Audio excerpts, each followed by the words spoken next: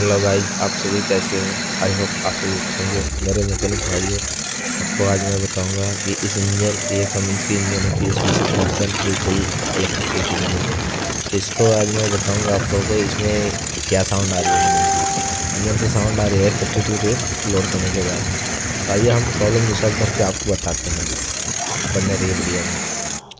और तो इस इंजन में ये मैनिफोल्ड है, एग्जॉस्ट गैस्केट की चली गई थी, इसकी साउंड थी।